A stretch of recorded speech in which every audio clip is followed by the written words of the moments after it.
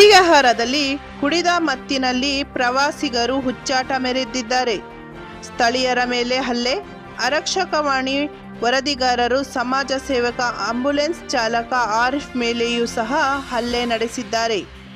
ಚಿಕ್ಕಮಗಳೂರು ಜಿಲ್ಲೆ ಮೂಡಿಗೆರೆ ತಾಲೂಕು ಕೊಟ್ಟಿಗೆಹಾರ ಬಳಿ ಚಾರ್ಮಾಡಿ ಘಾಟಿನ ಆರಂಭದಲ್ಲಿನ ತೇಜಸ್ವಿ ಪ್ರತಿಷ್ಠಾನದ ಮತ್ತು ಮೊರಾರ್ಜಿ ದೇಸಾಯಿ ಶಾಲೆಯ ಸಮೀಪ ನಿಂತಿದ್ದ ಕಾರಿಗೆ ಬೆಂಗಳೂರು ಮೂಲದ ಪ್ರವಾಸಿಗರಿದ್ದ ಚಾರ್ಮಾಡಿ ಘಾಟ್ ಕಡೆಯಿಂದ ಬಂದ ಕಾರು ಡಿಕ್ಕಿ ಹೊಡೆದಿದ್ದು ಕಾರಿನಲ್ಲಿದ್ದ ಇಬ್ಬರಿಗೆ ಗಾಯಗಳಾಗಿವೆ. ಧರ್ಮಸ್ಥಳದಿಂದ ಶ್ರೀ ಮಂಜುನಾಥ ಸ್ವಾಮಿಯ ದರ್ಶನ ಪಡೆದು ಹೈದರಾಬಾದಿಗೆ ತೆರಳುತ್ತಿದ್ದ ಕಾರೊಂದು ಕೊಟ್ಟಿಗೆಹಾರ ಸಮೀಪ ನಿಂತಿತ್ತು. ಕುಡಿದ ಮತ್ತಿನಲ್ಲಿದ್ದ ಯುವಕರ ಕಾರು ಚಾರ್ಮಾಡಿ ಘಾಟ್ ಕಡೆಯಿಂದ ಬಂದು ನಿಂತಿದ್ದ ಕಾರಿಗೆ ಡಿಕ್ಕಿ ಹೊಡೆದ ಪರಿಣಾಮ ಹೈದರಾಬಾದ್ ಮೂಲದ ಇಬ್ಬರಿಗೆ ಗಾಯಗಳಾಗಿವೆ. ಸುದ್ದಿ ತಿಳಿದು ಸ್ಥಳಕ್ಕೆ ಬಂದ ಸ್ಥಳೀಯರು ಆಂಬ್ಯುಲೆನ್ಸ್ ಕರೆಸಿ ಗಾಯಾಳುಗಳನ್ನು ಆಸ್ಪತ್ರೆಗೆ ಸಾಗಿಸಲು ಮುಂದಾದರು.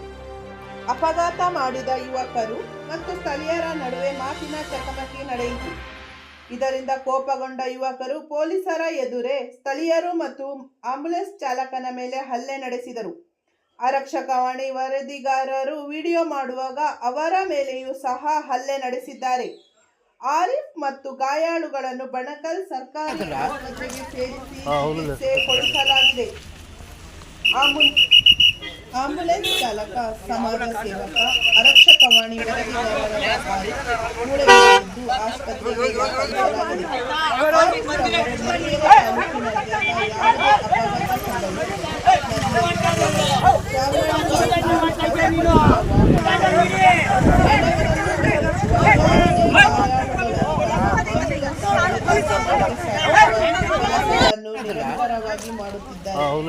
ಅವರ ಮೇಲೆ ಹಲ್ಲೆ ನಡೆದಿರುವುದು ಬೇಸರದ ಸಂಗತಿ ಎಂದು ಸ್ಥಳೀಯರು ಸಂತಾಪ ವ್ಯಕ್ತಪಡಿಸಿದ್ದಾರೆ.